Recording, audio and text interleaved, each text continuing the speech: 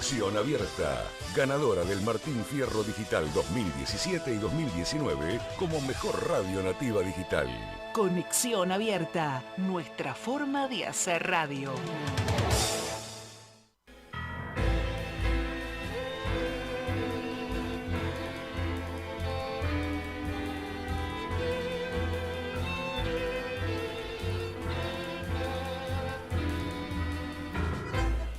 Aquí comienza A Vos Te Cuento Buenos Aires, en la magia de andar por tus calles, con tu gente, compartiendo notas, entrevistas, música y cuentos, con la conducción de Roque Vega. Y así comenzamos el programa de este sábado de A Vos Te Cuento Buenos Aires, y continuando con el ciclo Artistas Plásticos Argentinos, nos encontramos nuevamente con el maestro Andrés Bestar Mayo, y como siempre en el control, no nos vayamos a olvidar, Tere Mármol, haciendo que todo salga como tiene que salir.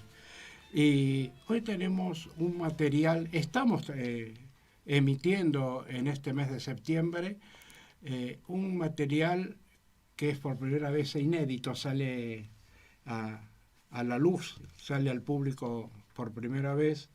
Y quisiera que hagas la introducción a qué es lo que vamos a ver hoy. Ya el sábado pasado tuvimos una repercusión hermosa, pero fue un tema general de estos grandes maestros de la pintura, ¿no es cierto? Sí, en principio recordamos, aquellos que lo quieran volver a escuchar, fue un homenaje a Antonio Pugía, escultor argentino, nacido en Italia.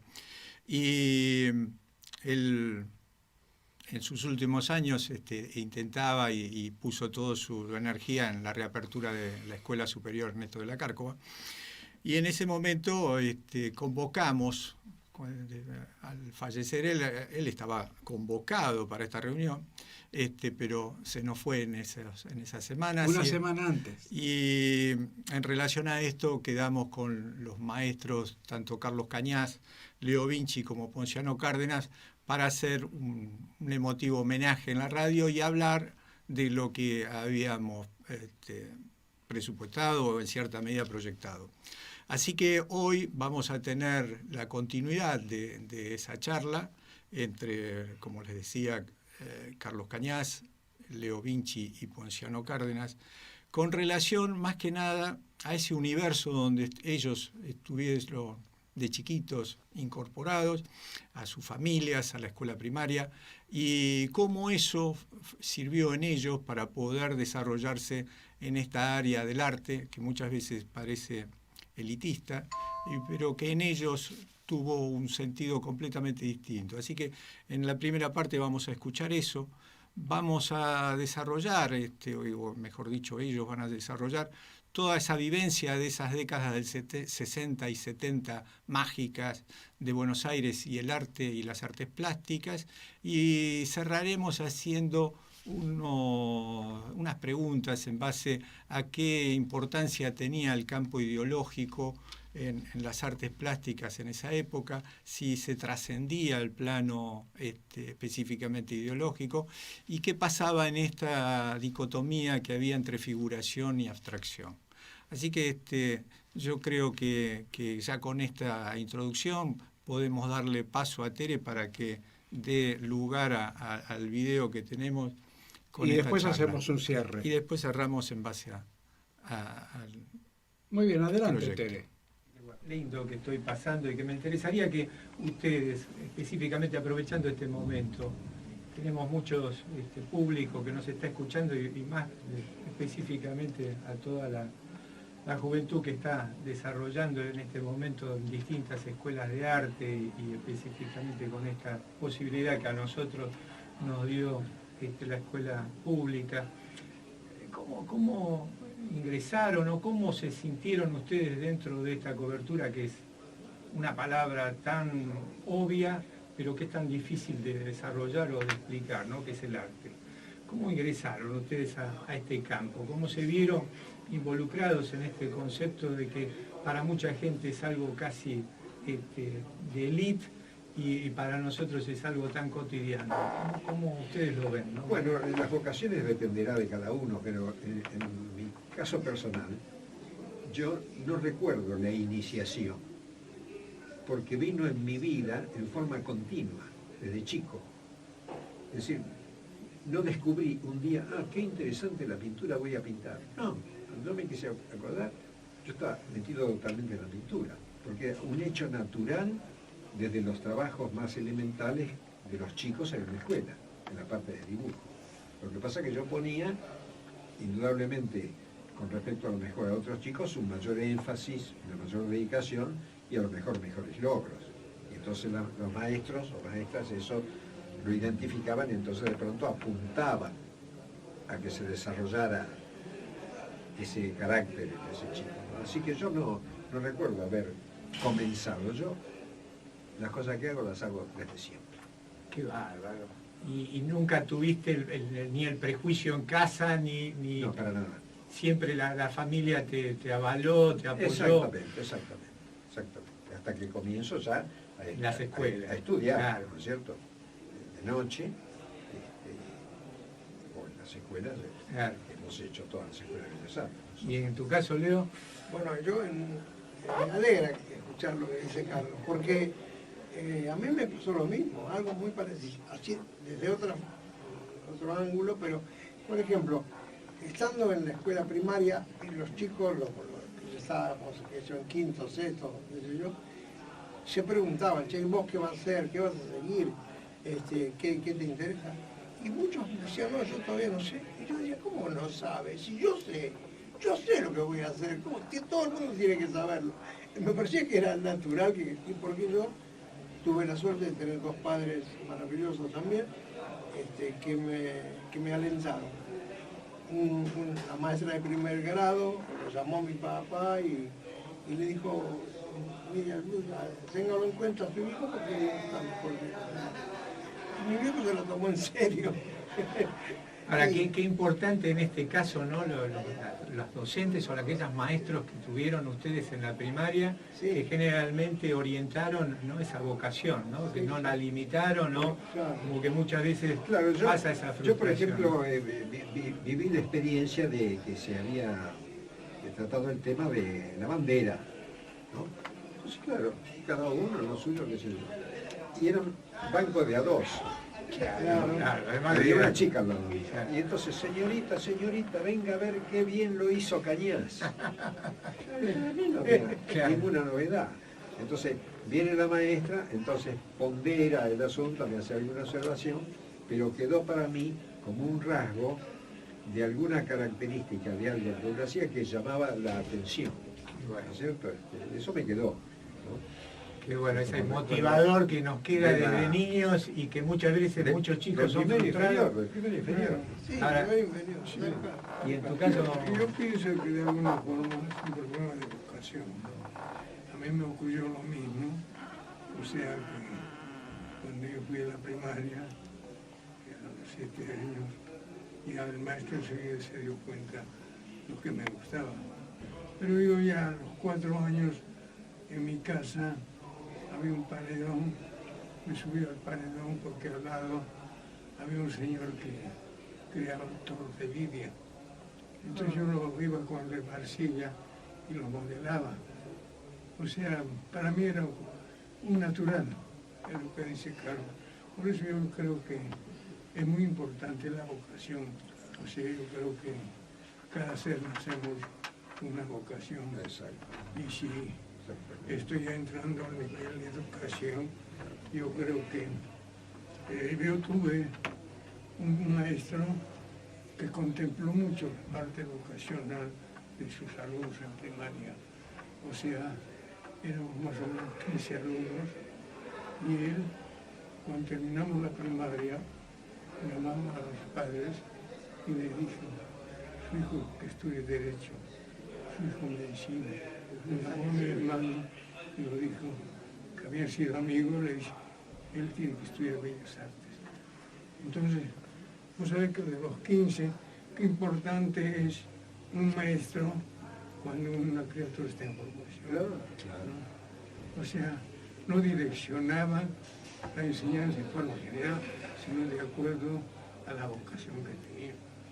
Yo considero que una de las cosas que en este momento fallamos es eso, no se toma en cuenta la vocación. Volviendo a lo mío, yo tuve mucha suerte porque apenas mi madre se dio cuenta, mi madre era una mujer del pueblo, yo creo que ni tenía idea de lo que era el arte, pero sabía que era importante pintar o dibujar. O sea que inclusive yo me acuerdo una vez que a los 10 años le pedí una bolsa de arcilla y me hizo traer un camión de arcilla. O sea, mi madre tenía esas cosas raras, de duplicar o triplicar para que yo trabajara, ¿no? Entonces, pienso que las carreras, por lo general, cuando es fuerte, son vocacionales. Pienso que el hombre nace para eso. Qué interesante en este sentido es el plano este del desarrollo del potencial, ¿no? Y qué interesante en estos maestros que tuvieron ustedes, que ha sido en la década del 40, del 30, que tenían esta perspectiva y esta sensibilidad, ¿no? Que muchas veces hoy en día no tenemos esa sensibilidad, que por ahí muchas veces se critica a la formación de la escuela primaria y la significación del desarrollo pedagógico, pero en este sentido parece ser que no era una cuestión excepcional, que cada docente estimulaba en ustedes ese potencial que lo veían en esas criaturas que estaban acercándose, ¿no?, a la educación.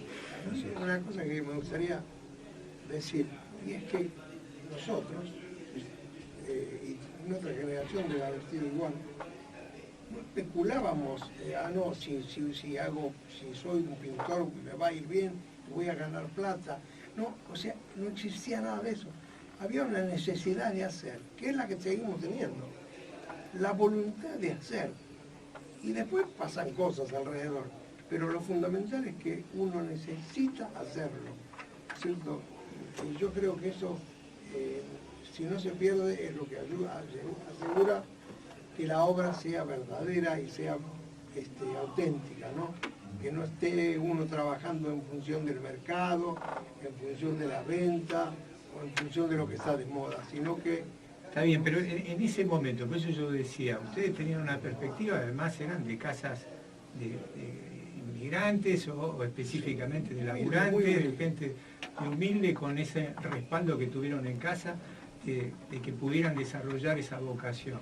¿Era común eso en el barrio? ¿Era común en el desarrollo de la generación de ustedes?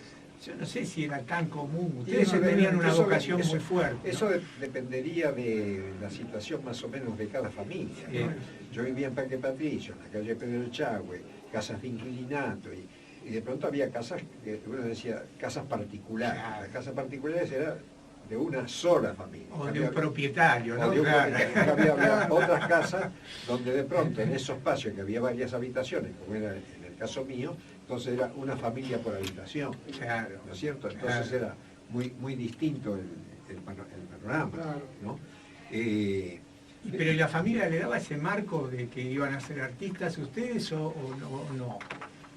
Dependería. En el caso mío, por ejemplo, sí, llega un momento que de Parque Patricios, de Pompeya, la avenida Sáenz, donde vivíamos, mi familia se muda a Parque Patricios. Pero yo estaba desarrollando la escuela primaria, entonces yo tenía que seguir yendo a Pompeya. Entonces todos los días mi mamá me daba los 20 centavos para el colectivo, costaba 10 de ida, 10 de vuelta. Entonces yo me hacía a pie para ahorrarte esa plata, porque con los de 2 días yo compraba un poquito de pintura. No, qué bueno. Sí, pero y además mi mamá eso lo sabía y de alguna manera no me observaba nada y me seguía dando la moneda. Te acreditaba esa pero todo a fuerza de... Qué bueno. A fuerza de esfuerzo, iba a decir, ¿no? Todo a fuerza. ¿Y cuándo se ven ustedes que están involucrados ya en lo que es el concepto del arte? Porque están hablando de Ferrari, que los mete en cierta medida en esa poética, que yo siempre que los escuchaba, muchas veces me acuerdo de haberlo escuchado a Carlos, en este caso al gran maestro Carlos Cañas, yo decía, como a otro amigo y gran maestro también, Oliva, Juancito Oliva, yo decía, el día que pueda comprender lo que dicen, va a ser fantástico, pero sabía que ahí había algo ahí atrás, ¿no? Y a ustedes yo creo que les pasaba algo similar con De Ferrari, ¿no? Que tenía una poética y que les encantaba encontrarse en ese mundo, era como alguien que abría la puerta a algo desconocido, pero les decía lo que había y los dejaba entrar, aunque uno no sabía claramente, ¿no? Sin solemnidad. Claro. Con toda naturalidad. Yo recuerdo de pronto que De Ferrari agarraba una nuez abierta y nos mostraba el mundo interno de una nuez. Eso no era hablar de pintura ni de arte, era hablar de otra cosa que hay en la realidad. Un hombre muy sensible. Como entrar en un plano metafísico, ¿no? De tener en lo cotidiano ese plano metafísico, que él tenía la posibilidad de abrirles esa puerta, entrar ahí y salir. Una vez, yo no fui amigo de Ferrari, Yo tampoco, pero porque yo era fui eso, amigo. ¿no? Una vez vine al taller. Pero estaba Mariana, que tu mujer, que era alumna de él. Exacto, pero él viene al taller y me dice, che, boliviano, vení. ¿Te acuerdas que en la escuela había unos álamos en el pasillo? Sí. Que lo alcalaron después, no sé por qué. Sí. ¿No? Entonces me dice, vení. Y me muestra la corteza. Y me empieza a hablar de la corteza del álamo. Me empieza a hablar maravilla. Claro, yo tenía 21 años, el señor tenía 70 años, Claro. 60 y pico años. Y entonces en un corte me dice, el día que esto comprenda, vea esto, va a ser un gran esteta. Hasta que no lo comprendan no lo podías pintar. Claro. Fíjate, después se hicieron muy amigos, fueron inseparables. Sí, sí. Porque Con Cartier, decís con vos. Cartier Claro. fueron inseparables. Y la Porque época que dejaban a Cartier- La Plata juntos, Claro, que tenían Cartier. cátedra los dos allá. Héctor Cartier. Cartier comprendió de Ferrari, Cartier. Pero me acuerdo siempre de esa anécdota. Lo de Ferrari tenía cosas constantes. ¿No? Bueno, pero específicamente, volviendo al tema específico del arte, de lo que se considera hoy artes plásticas y el desarrollo, ¿cómo lo ven hoy en día? ¿Cómo ven el desarrollo de lo que está pasando en las artes plásticas? Que si se sienten incorporados dentro de ese proceso, si se sienten como que están afuera, ¿cómo lo ven con esto de lo conceptual, las instalaciones, el desarrollo yo en de este una... momento siento y vivo que en Buenos Aires ha habido, no sé cómo sería la palabra, ¿no? Como si hubiera habido en un ambiente plástico un sartenazo y lo hubieran hecho saltar por el aire.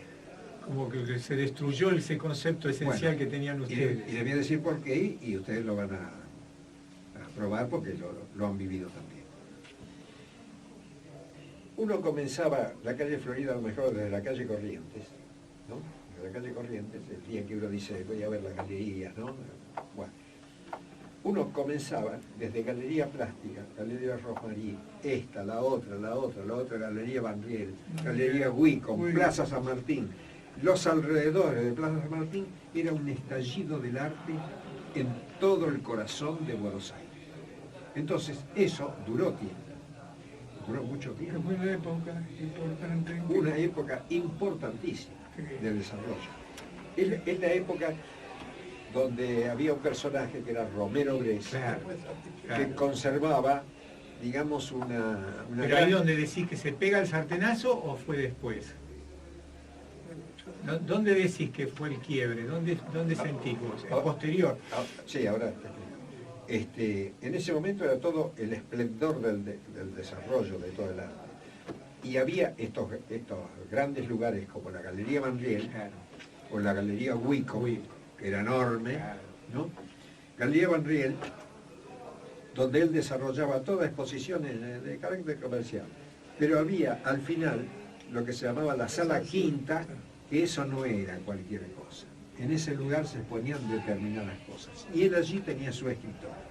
Entonces era genial como él desarrollaba una actividad comercial que le permitía vivir y mantener todo, pero al mismo tiempo la actividad respaldaba lo que él creía que era Exacto. válido. Mientras tanto, toda esta gente que venía acá frecuentaban mucho a Romero Grés. Y Romero Grés era un personaje teórico, que se reunía allí los días sábados y estaban todas las mujeres alrededor de él, de pronto había invitados, etcétera, etcétera, ¿no? Nosotros fuimos invitados. Claro, y entonces en un momento dado llegó el día en que nosotros fuimos invitados. A Van Riel, estamos hablando de Van Riel en este caso. Sí, bueno, pero En el primer plaza. en el primer piso, donde Había Romero una Grés, sala, claro. había una sala especial donde él hacía las Su conferencia. Entonces llegó un momento que el Grupo del Sur estaba sentado con Romero Grés para el diálogo que todo su mundo escuchaba. Llegó un momento. Es la época en que aparece Rafael Esquirro. Claro. Rafael Esquirro, que pasa a ser un nuevo personaje, que viene a ser como la contraposición de Romero Grés. Romero Grés era el hombre, el exquisito rodeada de la intelectualidad porteña, etc. De la pseudo-intelectualidad. Claro. Esquirro era el solitario de la calle Florida, ¿no? Bueno, pero empieza a tener comprensión y adhesión de parte nuestra. Al desarrollo que ustedes Claro, estaban porque empezando a hacer. veíamos quién era Rafael Esquirro y cómo pensaba y lo que hacía. Y así fue él como desarrolló Y ya en ese su momento, que lo conocen ustedes a Esquirru, ya estaba como director del museo de No, contemporáneo o antes. sin ¿Cuándo lo museo. conocen? No, en ese momento no, No era era, director. no era. No existía el museo. No existía todavía el Museo de Arte Contemporáneo. Posteriormente, él es director del museo, después que viaja a Europa, Estados Unidos, etcétera, etcétera. Cuando vuelve es precisamente nombrado como director de... Y en ese sentido, Carlos, ¿cuándo vos sentís que hay ese quiebre, que decís que se pega ese sartenazo? No hace mucho, hace relativamente poco, cuando saltan todas las galerías de la calle Florida, es decir, el mundo comercial y económico comienza a tomar locales, entonces fíjense ustedes cómo han ido desapareciendo, pero queda la parte arquitectónica, es decir, Wicon no puede desaparecer, la Galería Van Riel no puede desaparecer, pero el espíritu que tenía en esa época y el que tiene actualmente es otro, Yo creo que es otra cosa.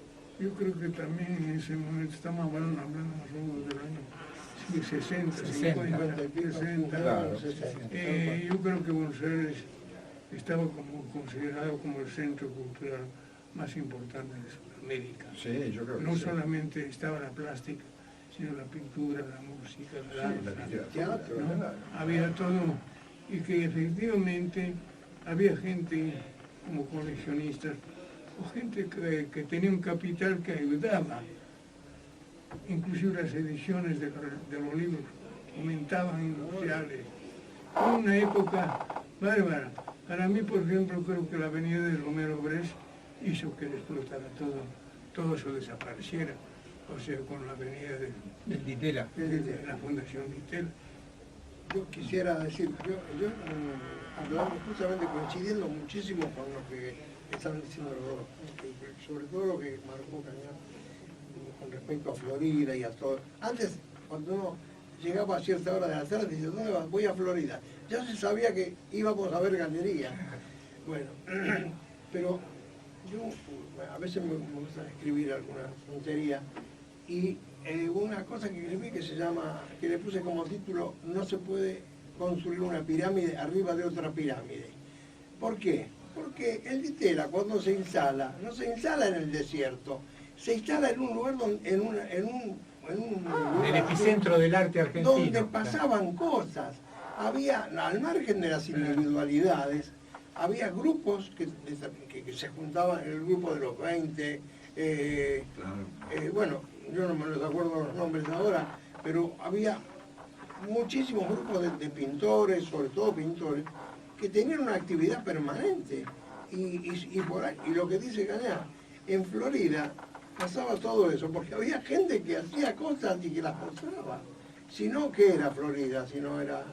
bueno, No. entonces, Desde la calle Corriente hasta Plaza San Martín, de los alrededores, exactamente. era un estallido de galerías y el arte era un fervor brutal. sí señor. Yo llegué a ver algo en la década del 70, Claro. estábamos todavía Claro. yendo a la escuela, Claro. pero después de los 70, en la época del proceso, es como que se desmantela todo eso. Bueno, y entonces Litera se pone donde pasaban cosas. Sí. Y Romero Brecht, que en el fondo era un poco el tipo que quería orientar al hacer plástico en general, en un sentido que nosotros no coincidíamos. Ustedes estaban ahí en cierta medida, generacionalmente, Sí. Estaban con el Grupo Sur en Sí, ese sí. momento, estaban con Porque- todo el desarrollo, porque tenían era- el respaldo en Porque cierta era un medida. momento también que se formaban grupos. Claro. El grupo de la nueva figuración, Claro. los de Ilustrísima, Cartal Liberal, los geométricos, ¿no es cierto? Había como una identificación así a través del tiempo, las obras, y cuando se hacían cada grupo hacía sus exposiciones, ya estaba latente el interés general de todo el resto por ir a ver.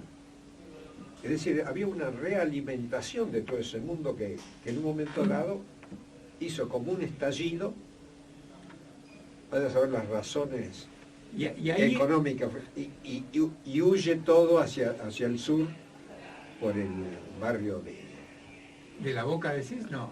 el camino, es decir, la calle de ahí de la Casa de Gobierno, ¿no? La que va para el sur. Las calles que van para el sur pegado Sí, a Paseo Colón. sí, Después de San Paseo Martín, Colón para adentro, ¿no? San Quilmes y San La primera, segunda, tercera Claro. cuadra que lleva, las galerías más o menos se van desarrollando Para ese y lado. están allí, pero con un gran desmerecimiento. Vos no notás que haya allí un esplendor de expresión de arte no, es como que sobreviven, fueron como espantadas. Y ahora, ahí yo eso no lo llegué a vivir, Terrible. pero ustedes sí, y por ahí ya era en otra etapa. ¿Qué participación tuvo en ese sentido el PC o lo que se denominaba como Partido Comunista en ese momento, con el furor de Berni, de Pilimbergo, de todo lo que fue una corriente de izquierda y Mira, con el Partido coleccionistas? Comunista no tenían, con respecto al Sí, medio, sí. no tenían ninguna influencia. No es que había Se hacían galerías grupos. en ese momento. Ese grupo se Sí. instaló en la Sociedad Argentina de Artistas Plásticos. Ajá. Ahí en la calle Florida, había un local que sigue existiendo actualmente, Sí. que es como un gran portón, Sí, ¿no es cierto? era- Paraguay, Que estaba allá adentro. Claro.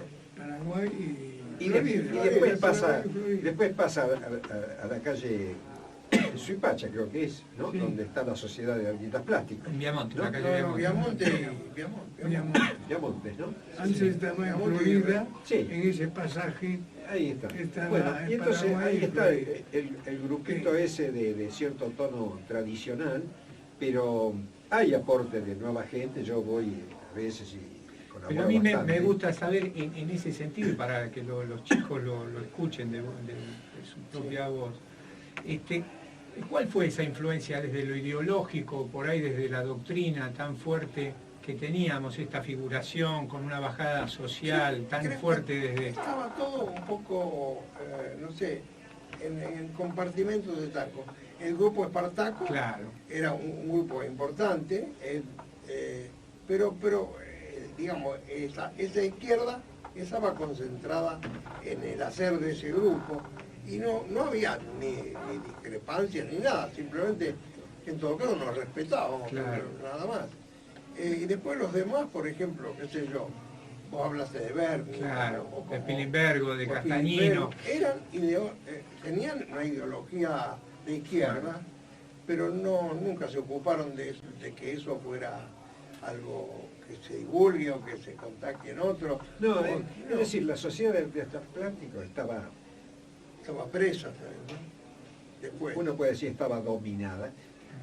No era dominada, porque para eso había que tener un gran poder político, Claro, etcétera, claro. sino que era como un hábitat en el cual Se encontró, habitaban más tal cual. contemporánea, diariamente, digamos, un determinado grupito de personas que estaban un poquito identificados con esa doctrina, ¿no es cierto?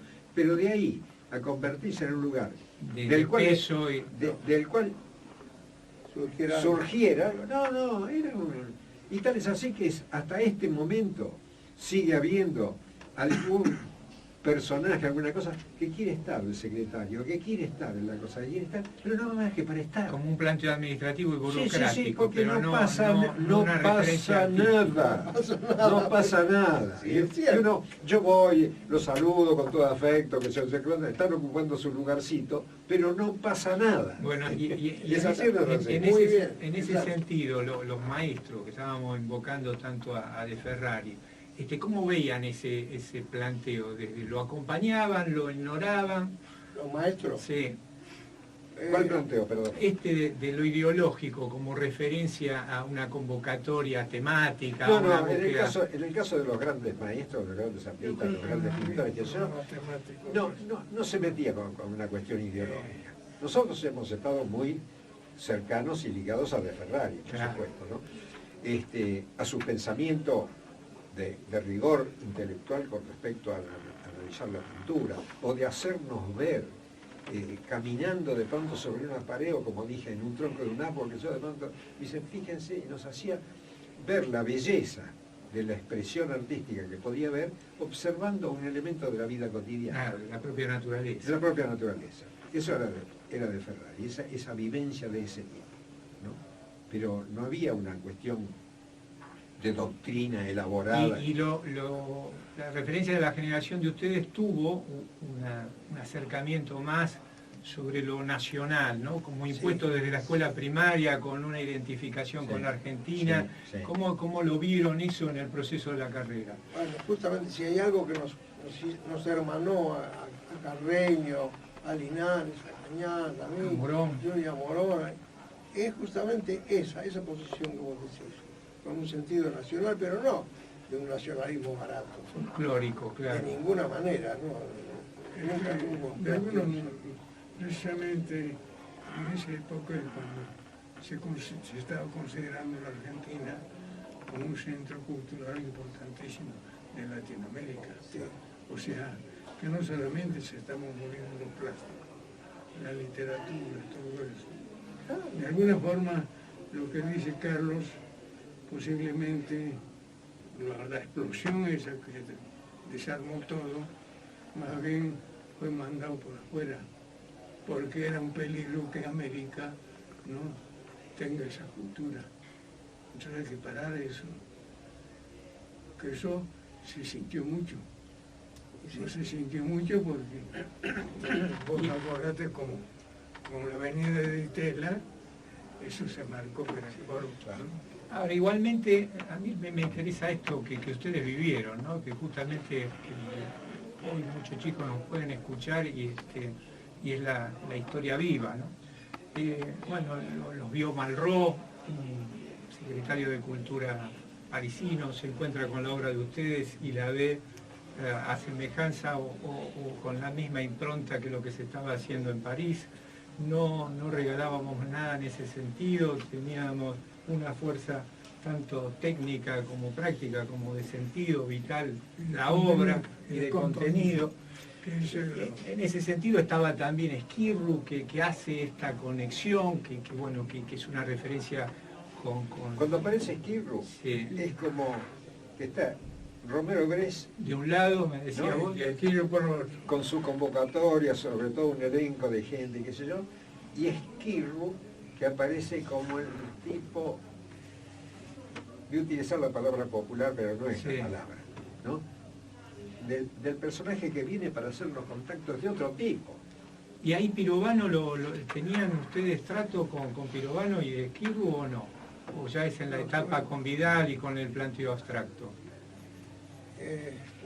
Bueno, no sé. Porque Pirovano es uno de los que trabaja más con Vidal, McIntyre, también con Alibrisi. Hablaba de la escuela argentina, o sea, como la escuela de París, bueno, la escuela de Buenos Aires. Ahí estaba el propósito. Ahora, sucede con Esquirru también, que había tomado ese contacto, lo teníamos a ver qué sé yo, y es cuando de pronto es nombrado y se va al exterior. Y se quedan ustedes sin ese país. Y entonces él desarrolla su vida, teoría, y nosotros nos quedamos sin este personaje. Que fue muy importante. Muy importante. Después vuelve Esquirru, toma otra vez contacto con nosotros. En ese momento ayuda también mucho a Pericelis, Esquirru. Sí, a Marta Minujín también. ¿Ah, sí? Esquirru ha sido un tipo muy importante. muy. En el proceso del Sí, arte de Buenos Aires y específicamente. Una cosa que decía él es, yo los tiro a todos, los tiro al aire. Es cierto. Y el que Yo los tiro a todos para arriba y que se sostenga el que puede. Ay, qué bueno. Qué bueno. Era promover y cultivar. Fue una frase de él esa. Bien de él. Yo los tiro a todos para arriba, que se sostenga el que puede. Sí. Y otra frase que él siempre repetía es, estamos en la lucha. Ah, sí. Estamos en la lucha. Porque llegado un momento, yo creo que ustedes están de acuerdo también, que el arte en realidad no es una cuestión de forma, sino de contenido. Claro, En muy ese bien. momento se estaba gestando y pensando a través de esto el gran movimiento nacional, o sea, la identidad de los autores, que somos argentinos, aunque hagan figuración, hagan cubismo, hagan geometría, lo que sea, está el contenido, que es lo que va a ser. Pero la generación de ustedes estuvo esa pelea, ¿no? Todavía, de lo figuración y lo abstracto. O sea, hubo peleas hasta en los grupos de ustedes, ¿no? Entre los que se... Sí, pero A ver. no pelea desde el Eran punto de vista así discusiones de forma. lo abstracto no sirve, diría un figurativo. Sí. No, se respetaban las tendencias. Además, Se respetaba y Porque en convivían. cierta medida convivían en el taller de Ferrari las dos planteos, tanto la Los abstracción como la movimientos figuración. convivían con gran potencia. Tal es así que precisamente cuando se produce este fenómeno actual, más o menos que da la sensación de que todo el arte huye del centro, baja de las galerías, no da esa sensación y se canaliza así por el barrio de San Telmo y que se va hacia el sur y da la sensación de que se desperdiga, porque ustedes van para ahí y no van a ver Lo que vieron ustedes en ese 70 impactante. no ven esa fuerza, verán algún autor, alguna cosa que es interesante, Claro. pero no esa fuerza con la galería, con el ambiente, esto, no, como que todo está de nuevo por hacerse. Es decir, fue a mi juicio un movimiento muy destructivo esto de salir, no hubo más remedio, porque al variar los alquileres, esto y aquello, seguramente fue uno de los motivos que influyó para que dejaran las tantas galerías. galerías que no lo sabían manejar, eso también dañó totalmente, porque te acordás, como el mercado empezó a trabajar bien, Sí, entonces aparecieron nuevas galerías. claro, Y las nuevas galerías que no manejaban, hacían eso lo que vos dijiste. claro, Empezaron a abrirse claro. y la pintura empieza a bajar y a Y- caer. Espera, yo quisiera Sí, aclarar, dale. porque vos hablas de arte abstracto y Sí. arte figurativo, y la cosa no tiene un límite tan preciso y tan cortante, ni mucho menos, porque hay mucha pintura abstracta que tiene una carga de emoción, de sensibilidad, que tiene que relación no solamente con el artista, sino con el lugar donde realiza la obra, que es un espacio geográfico y temporal, que es nuestro Pero lugar yo donde suponete, yo retomo tu ingreso a las escuelas de arte en el 76, o sea, Sí, la generación de ustedes fueron mis maestros. Y en ese sentido todavía encontrabas cierto todavía resquemores de que algunas materias teóricas eran como conceptuales y que había que laburar en el taller y basta de palabras, ¿no? Te decían mucho. Por el otro lado estaba el planteo de una mirada más reaccionaria o más conservadora, como que la abstracción no decía nada, o sea, no eran justamente ustedes los que lo planteaban, pero había todavía esa estructura interna dentro de las academias que todavía estaban en ese sentido.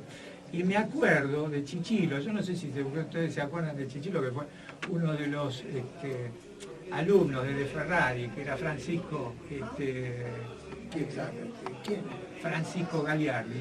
Ah, Que Gagliardi, era no Helios, si no te digo Francisco Gagliardi, que era publicista, no había hecho las carreras con ustedes. Sí, sí, Yo tuve el conocimiento a partir de él. Y él me contaba, como yo estaba muy apasionado en todo ese momento, imagínense, en la década del 70, cuando me hablaban de ustedes y me desarrollaba una visión más interna del taller de Ferrari.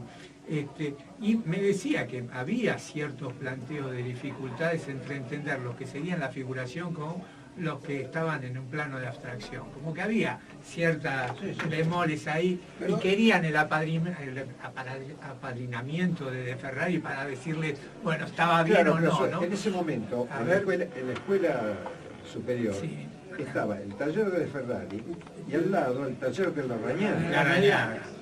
Que eso también es Entonces, para hablar. en el taller de Larrañaga, había una continuidad mayor del orden tradicional. Claro, ahí yo te llevaba a ese terreno. Y estaban esas dos picas en cierta medida. De ese paredón de tela que había que dividía, para este lado era otro clima. Entonces había una especie de controversia muy importante, a tal punto que algunos ni se hablaban. En ese sentido, cuando empieza a actuar el grupo nuestro, el mío, qué sé yo, se quebró eso. O sea, lograron la integración. Se quebró. Estaba Laura San Martín, por claro, ejemplo, era el taller de Larrañaga, y con que eran más conservadores. Con lo cual yo tenía muy buen diálogo, qué sé yo. Y lo mismo con otros. Entonces, con Irureta. Se quebró. El asunto ese de la disyuntiva, con el grupo nuestro se quebró. Sí, qué bueno. Empezó otro clima en la escuela superior. Además, a veces se habla del arte abstracto como si fuera una cosa, una especialidad. Y no, yo creo, esa es mi opinión, con Cañas nunca lo hablamos, pero para mí la abstracción es un proceso al que se llega, no del que se parte. Claro. No se puede partir de la abstracción, porque la abstracción es algo que uno extrae de alguna realidad vivida y llega a una imagen que parece abstracta, pero está cargada de todo lo anterior, ¿no es cierto? Entonces, pretender que el arte abstracto es como hay mucho, ahora veo aviso que dice, se enseña arte, taller de arte abstracto. ¿Qué quiere decir eso? Eso es como decir, en vez de decir, miren, coman primero tal cosa o hacer publicidad de una comida, y que haya otro negocio que diga, bueno, yo les enseño a ir a evacuar. No, el arte abstracto es una cosa tan importante, se hace importante cuando viene de un proceso de años de trabajo y es una especie de, digamos, vamos a hacer una comparación muy sencilla. En la nafta es la abstracción, una parte de la abstracción del petróleo. Cada artista toma que el petróleo tiene muchas posibilidades. Potencial. La naturaleza tiene mucho más posibilidades y la realidad, las vivencias humanas, ¿no es cierto? El pensamiento político, religioso, lo que sea, es infinito. Y desde ahí surge formas distintas de abstracción. Seguro. Mira, la otra vez vi un video de Tomás Maldonado, que fue, no sabes bien quién fue, que llegó a ser un capo en Alemania, ¿no? Un capo de diseño. Es el que continúa el desarrollo de la Bauhaus en Italia. Del Bauhaus, claro, y terminó haciendo diseño. Claro. Bueno, él formó parte de todo el grupo de arte e invención, ¿no es cierto? De todo ese, bueno, que eran todos también artistas. Claro, el arte concreto y el arte invención. Claro. Y bueno, y también tenían un pensamiento político. Y se juntaron. Y bueno, Tomás Maldonado declara, ahora ya declaró, digamos, ya un hombre avanzado de edad, yo debo reconocer, dice, que a pesar de lo que pretendíamos, ¿no?, a través de la geometría, qué sé yo, dice, de que la realidad sigue teniendo vigencia. Lo dice un tipo que postuló otro planteo. No, y en ese sentido miró todo y después me dice Ponciano, a mí estas cosas no me gustan, ¿no? Me esperan otra cosa. Y digo, bueno, está bien, gracias por haber venido. Al poquito tiempo hice una muestra en Huitco, cosas geométricas. Muy buena pintura, buena, ¿no? Realmente un gran pintor. Voy, esto viene a lo ¿cómo está? No, precioso. Entro, miro la muestra, y le digo, ahí, realmente qué gran pintor es. Yo también, yo entiendo también este punto. Porque no es, la pintura no es cuestión de forma, sino cómo está realizado y el contenido. O sea, no importa que sea figurativo, abstracto, tachista, lo que sea, pero si hay una carga del individuo, eso va a ser una obra de arte. No, Si no la hay... Y un planteo esencial. Bueno, vamos a darle un cierre a este planteo del arte y me gustaría después que charlemos, mientras tomamos un cafecito, de específicamente las escuelas. Y con eso vamos a darle algo.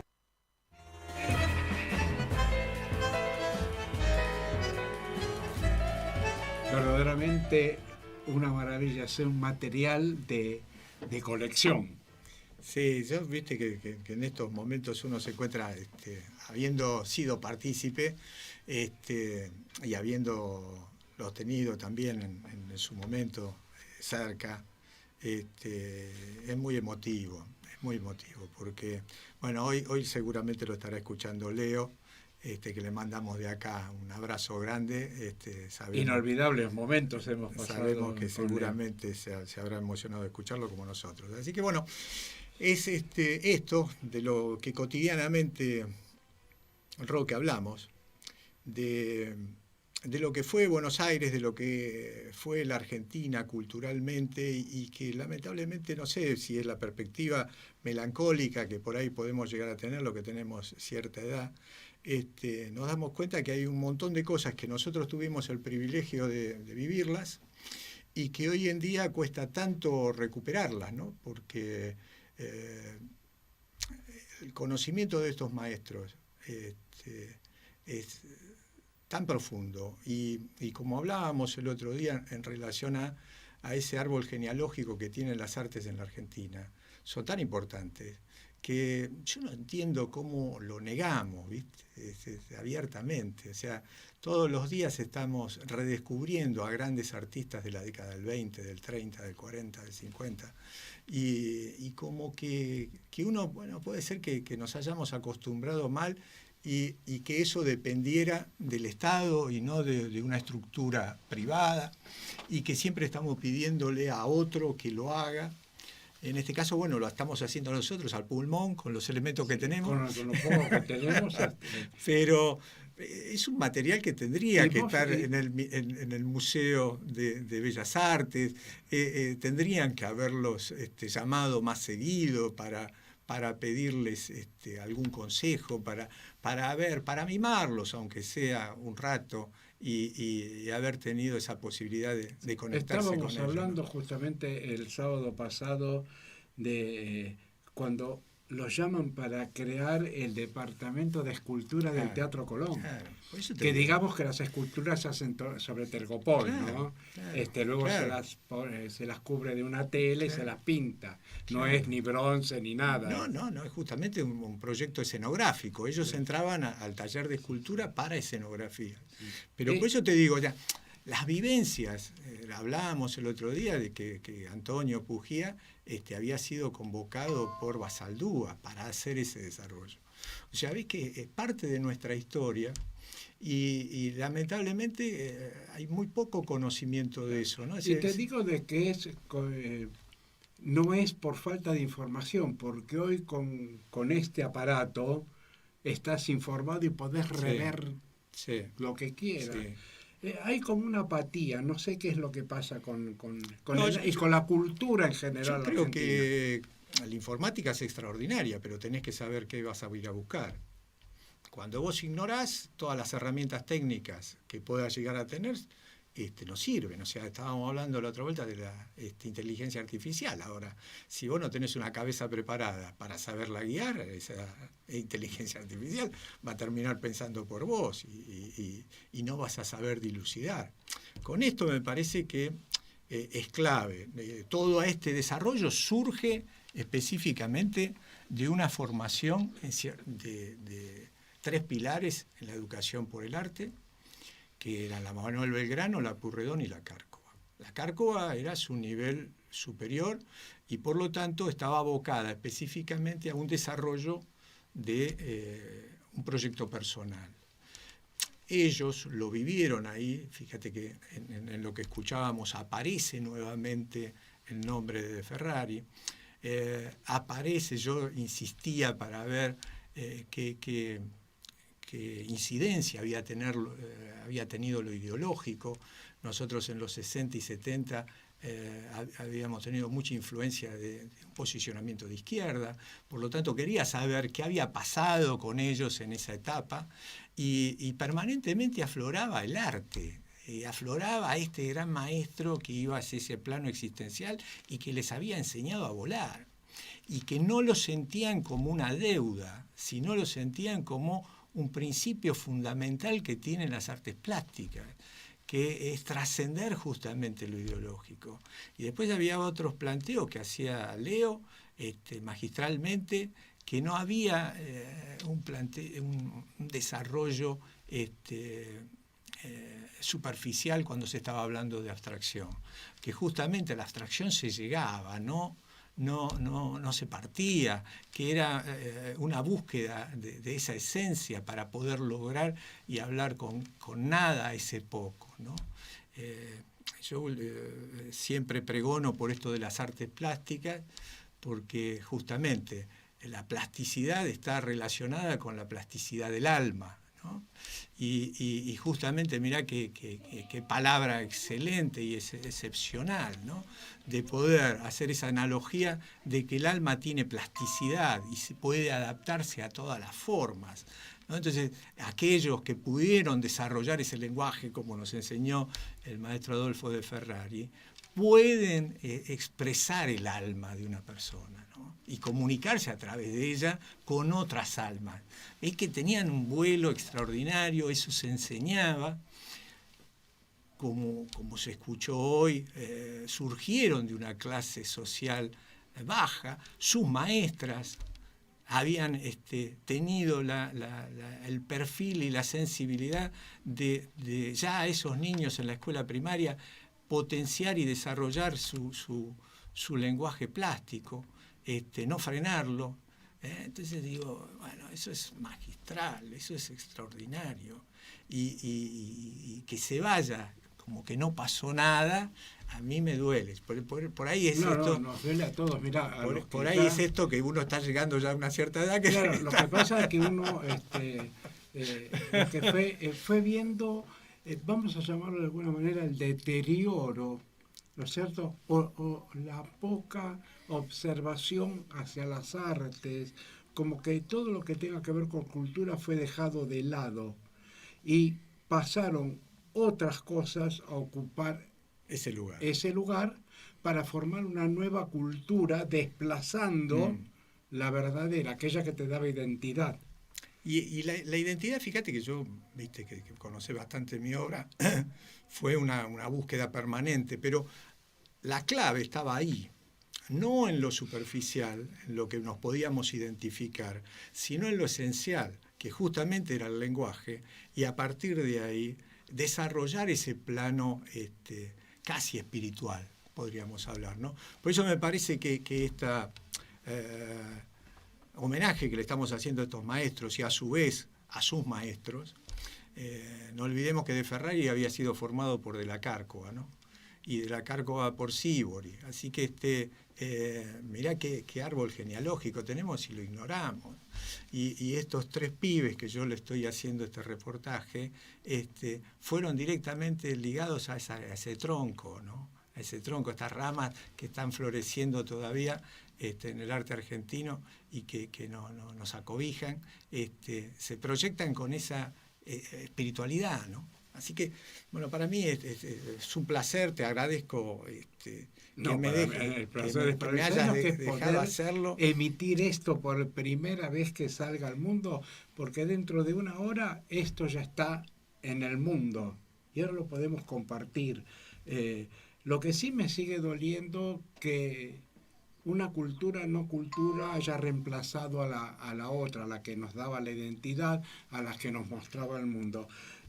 Tengo la esperanza de que por lo menos volvamos a mirar eso y con el tiempo pasa. Bueno, invitamos a la gente para el próximo sábado, que vamos a tener el último capítulo de esta serie, que va a estar dedicada específicamente a las escuelas y al campo pedagógico. Perfecto, entonces me estoy despidiendo hasta el sábado que viene y como siempre, desde el control técnico, Tere Mármol nos va a despedir con música. Hasta el sábado. Muchas gracias.